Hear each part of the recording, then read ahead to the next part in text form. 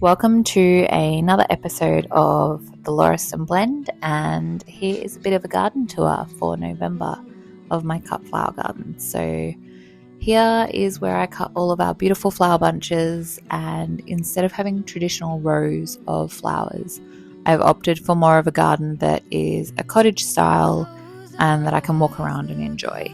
Mostly because space is a hot commodity here, but also because I want to feel something when I walk through the garden. And whilst beautiful long rows are very productive and have probably many more blooms than we fit into our garden is more functional for us, particularly given that we have children and dogs and birds and a lot of wildlife coming around. So I am pretty happy with how it's coming along this November. Our lupins are looking phenomenal this year, which are, we're probably I'd say we're on our third year of our own propagated and pollinated plants.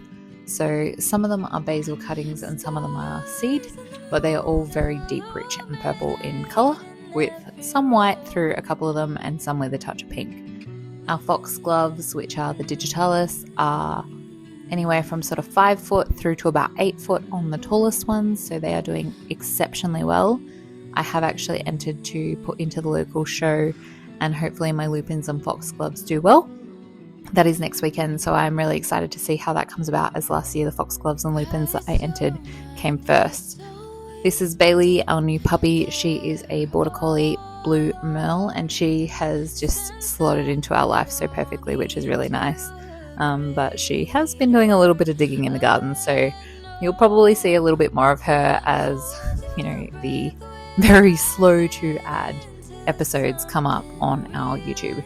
But the roses are coming. They have got big, beautiful buds. A couple of them have started, such as William Morris and Heritage. And the poppies have these lovely big heads. They are about to open. There's one or two that have opened. A lilac is on its last legs, as you can see, but it still smells just the most intoxicating fragrance, I guess.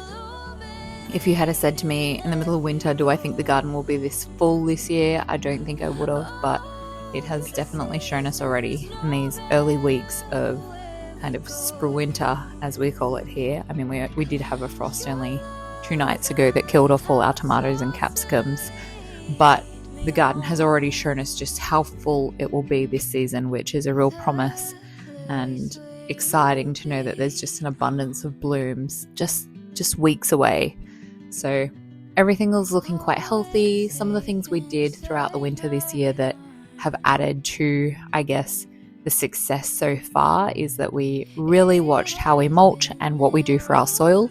We added a layer of our own homemade compost, worm castings and worm tea, as well as prioritized weeding, which we really have let a couple of areas go, but weeding was a big one that we did definitely work on, and proper pruning. So because I've planted our flower garden super, super densely, the level of pruning and the shapes in which I've pruned everything, although it's hard to see in this video, is so that we don't end up with, I suppose, powdery mildew and those fungus breeding grounds where everything is super dense and damp, and I suppose there's no airflow. So we've prioritized all of those things in the wintertime, and then we've made sure that we've just kept up a bit of a feeding regime in terms of our compost to our plants.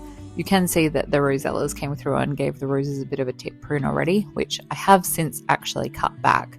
But all in all, the garden is looking amazing this time of year, and I cannot wait to see and share with you all what the November cut flower garden looks like. So happy gardening, and I hope this was a nice little sneak peek into what our cut flower garden looks like in November.